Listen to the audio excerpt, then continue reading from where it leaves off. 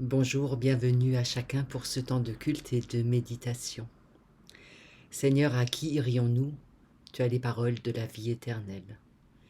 Quand nos occupations, nos soucis envahissent notre espace, aide-nous, Seigneur, à te garder une place dans notre cœur, aussi petite soit-elle, un lieu de paix pour nous recentrer sur toi et méditer ta parole en tout temps. Amen. J'ai choisi pour ce dimanche, dans les 3 textes qui sont proposés, la lecture du livre de Daniel. Daniel est moins connu que les évangiles. Il est le témoin formidable d'une époque particulière, celle de l'intégration du peuple d'Israël dans une autre nation, et le témoin de ce risque de persécution qui est toujours larvé. Il possède, c'est vrai, un langage symbolique tout à fait particulier et extrêmement riche. Je vais lire des extraits du chapitre 3 que je vous encourage à lire tout entier chez vous. Le roi Nabuchodonosor commande une statue d'or, haute de 30 mètres et large de 3 mètres. Il la fait dresser dans la plaine de Doura, dans la province de Babylone. Ensuite, il envoie des messagers pour réunir les notables. Ces fonctionnaires importants doivent venir à une cérémonie en l'honneur de la statue que le roi vient de faire dresser. Alors tous se rassemblent et se placent devant la statue pour la cérémonie. Le maître de cérémonie crie avec force: « Gens de tous les peuples, de tous les pays et parlant toutes les langues, écoutez cet ordre. Vous entendrez jouer de la trompette, de la flûte, de la cithare, de la harpe et de toutes sortes d'instruments de musique. Alors vous vous inclinerez jusqu'à terre et vous adorerez la statue d'or que le roi Nabuchodonosor a fait dresser. Si quelqu'un refuse de s'incliner et de l'adorer, il sera aussitôt jeté dans la fournaise. » Et tous s'inclinent jusqu'à terre. Ils adorent la statue d'or que le roi Nabuchodonosor a fait dresser. Mais Shadrach, Meshach et Abed-Négo refusent de se mettre à genoux. Ils répondent au roi Nabuchodonosor: « Notre Dieu, celui que nous servons, est capable de nous délivrer de cette fournaise et de ton pouvoir, et il nous délivrera, notre roi.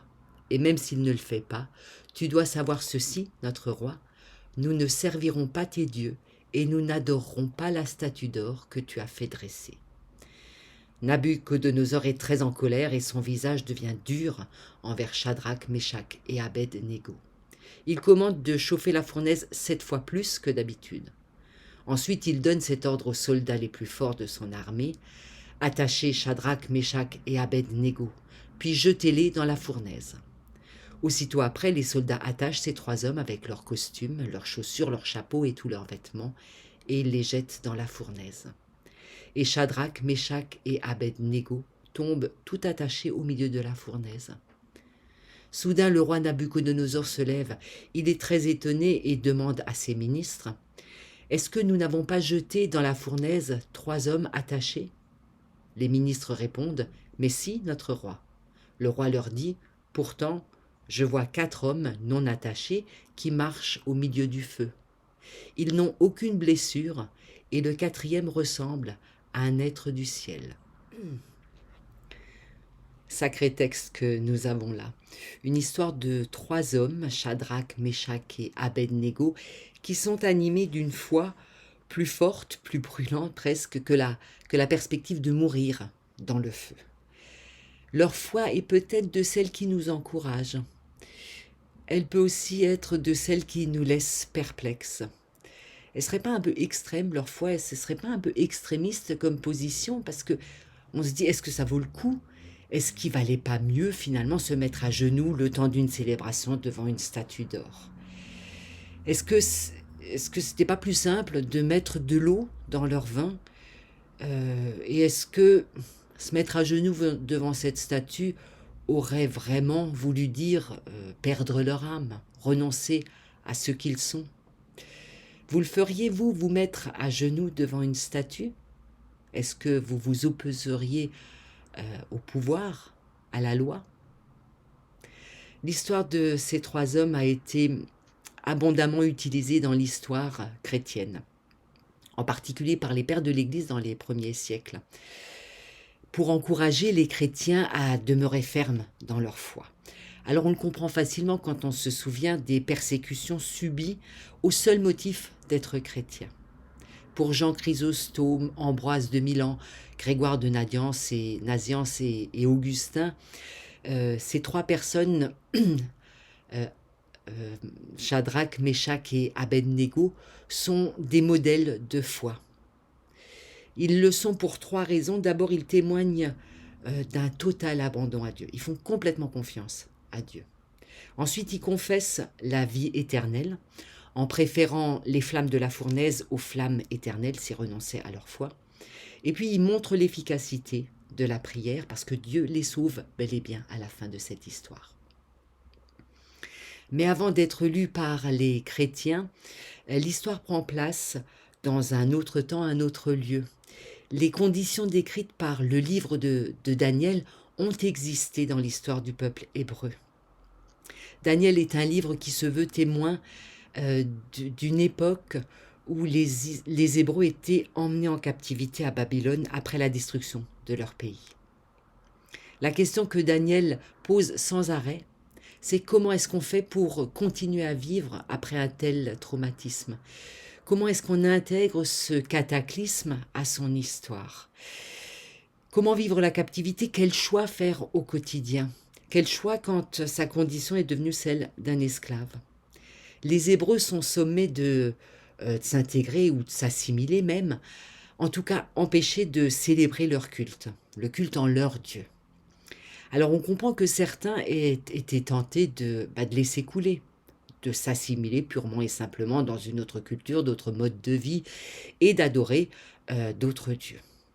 En ce qui concerne nos trois héros, les chapitres précédents nous ont déjà donné un renseignement à leur propos. On leur donne un nouveau nom, plus conforme à la culture babylonienne. Les spécialistes du livre de Daniel nous apprennent qu'en réalité, ce livre décrit plutôt la vie des Hébreux sous la domination grecque et pas babylonienne, ou perse même, pour gagner en crédibilité. Les auteurs inscrivent l'histoire de Daniel dans une époque plus lointaine. J'ai envie de dire, peu importe, quelle que soit la domination, la question, le défi est le même. Quelle assimilation ? Jusqu'où on va dans l'assimilation ? Changer de nom, par exemple, pour ces trois personnes, est déjà en soi une étape cruciale. Pour la culture hébraïque, le nom dit beaucoup de choses de la personne. Il suffit de se souvenir que les Hébreux refusent toujours de prononcer le nom de Dieu. Dire le nom de Dieu reviendrait à faire main basse sur lui, à le contrôler, à en faire sa chose. Ces trois hommes qui s'appelaient initialement Hanania, Michaël et Azaria ont déjà perdu une partie de leur identité. Se mettre à genoux devant une statue, en plus de la perte de leur identité, est-ce que c'est qu'un compromis de plus ? Jusqu'où est-ce qu'ils vont aller ? Alors pour eux, le choix est fait. Il est fait sans éclat, sans recherche de martyr, sans arrogance et avec franchise quand il s'adresse au roi. Ces trois personnes s'abandonnent totalement à Dieu, dans la vie comme dans la mort, sans chercher dans leur foi une récompense parce que leur foi est totalement désintéressée. Ils le disent. Les auteurs mettent alors l'accent sur la relation entre eux et Dieu, leur fidélité, leur désir de rester proches, quelles que soient les circonstances de Dieu. Et le prodige arrive. Ils ne ressentent pas le feu alors qu'ils sont jetés dans une fournaise chauffée à blanc. Alors il y a dans ce texte, comme ailleurs parfois dans le livre de Daniel, il y a du merveilleux, il y a du prodige et clairement un encouragement, je pense une tentative d'édifier tout croyant qui connaît peut-être des conditions de vie similaires. Il faut cependant dépasser cette lecture du merveilleux, dépasser les coups de théâtre et même le happy end, pour trouver la beauté brute du texte. On ne peut pas s'en tenir à une lecture superficielle, une lecture qu'on ferait à un enfant de 3 ans, parce que les textes bibliques valent toujours mieux que ça. En refusant de se mettre à genoux devant une statue d'or, en refusant d'accepter le caprice d'un tyran, les trois hommes placent ici une limite. Là, ça va trop loin pour eux. Là, ça dépasse ce que leur foi peut supporter sans perdre sa substance. S'ils se mettent à genoux, alors leur foi est compromise. Peu importe le miracle et l'emballage merveilleux du texte, la pointe est ailleurs. Si on prend un peu de recul, on aura remarqué qu'il y a un thème omniprésent qui court tout le long du texte. C'est celui du pouvoir. Le pouvoir se retrouve à tous les angles du texte en quelque sorte. On a d'abord le pouvoir du roi, Nabuchodonosor, qui contraint tous ses hauts fonctionnaires à s'agenouiller devant sa nouvelle création. On a le pouvoir de la statue faite en or qui représente le pouvoir et la fascination. On a ensuite le pouvoir de la physique et de la nature parce que le feu devrait brûler et il ne le fait pas. On retrouve ensuite le pouvoir du roi qui, quand il est confronté aux trois hommes, essaye de les faire fléchir. Il résiste malgré ses yeux de feu. Et à la fin, c'est une partie que je n'ai pas lue, on retrouve le pouvoir du roi qui contraint alors toute sa population, tout son peuple à faire la foi de ces trois hommes.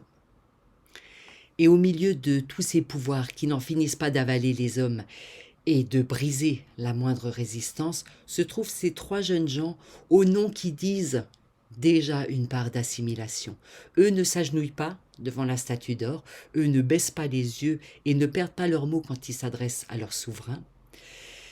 Eux marchent dans le feu, nous dit le texte. Ils marchent, ils sont dans la position debout, la plus typique de l'être humain digne et libre. Ils ont refusé de se mettre à genoux devant le roi. Ils ont refusé de se mettre à genoux devant la statue d'or, qui ne peut que susciter émerveillement et désir. Ils l'ont fait au nom de leur foi, qui est confiance et abandon, et en aucun cas humiliation et dévotion. Mettre sa foi en Dieu, mais debout, jamais à genoux, même devant lui, nous dit le texte. Celui qui a placé sa vie entre les mains de Dieu ne change pas d'allégeance, il ne passe pas d'un tyran à un autre, il ne se soumet pas à un nouveau pouvoir, obéissant aveuglément aux lois et aux commandements. Il est libéré, même des forces contre lesquelles normalement il est dépourvu, celles de la nature. Est-ce que vous avez remarqué dans ce texte le champ lexical de la libération? Il n'est question que de ça, d'être libéré, d'être détaché. Même le roi utilise ces mots quand il dit que les hommes marchent détachés des liens auxquels il les avait soumis. Et en plus, les hommes gardent leurs vêtements. C'est quand même curieux qu'on ait une description de tout ce qu'ils gardent sur eux, leurs chapeaux, leurs vêtements, leurs chaussures, etc. C'est encore une manière de dire qu'ils conservent leur intégrité. Ils restent qui ils sont. Sans cesse, le texte nous parle d'intégrité, de libération, de détachement. Le Dieu en qui ces trois ont mis leur confiance les libère, les met debout, leur donne liberté et même capacité de chanter. Jamais il ne les contraint à une nouvelle soumission. Les trois à aucun moment ne disent « nous, on ne se met à genoux que devant notre Dieu ». Il n'est jamais question de se mettre à genoux dans leur bouche. Au contraire, ils ne parlent que de libération, sans arrêt, d'un bout à l'autre de leur texte. Le pouvoir de la confiance ne tord pas les humains. Le pouvoir de l'amour ne contraint pas à autre chose, à une autre soumission, une autre tyrannie. Les hommes, comme nous, sont appelés à être dans la position debout, dans la position de la dignité et de l'intégrité, pour de bon. Amen. Prions ensemble. Seigneur, je te remercie pour ta délicatesse, pour ton amour sans tapage. Tu es toujours présent sans être pesant. Je te rends grâce pour tous les bienfaits que tu dispenses dans ta tendresse discrète. Je te rends grâce pour les choses simples de la vie, la rosée du matin et la paix du soir, la lumière et le silence, l'eau et le pain pour la route, le sourire et la main tendue. Je te rends grâce à toi qui as tout offert gratuitement, à toi qui t'es donné, livré sans condition. Seigneur, je te rends grâce pour le souffle qui m'anime. Il me serait difficile de vivre sans respirer. Qu'ainsi, ta grâce soit ma respiration quotidienne et mon élan vers toi et vers les autres. Et très bon dimanche à tous.